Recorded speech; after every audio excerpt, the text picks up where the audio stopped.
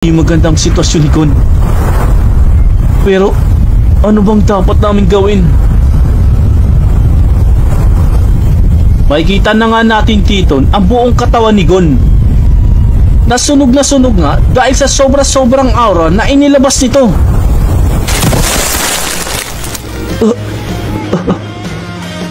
Hindi. Wala man lang ako nagawa.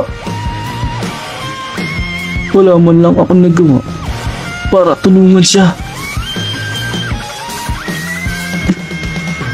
Hindi pwedeng mangyari ito. Kasalanan ko. Kasalanan ko ang lahat. Hinayaan ko lang gamitin niya ang lahat ng kapangyarihan niya. Kung nandito lang si Nanika, maaaring kaya pa namin nabuhayin agad si Gon. Ikinalulungkot ko ang nangyari sa iyo ngayon. Gon, patawad kung wala akong magawa. Hindi ko nararamdaman ang aura ni Gon. Kailangan ko mong madali.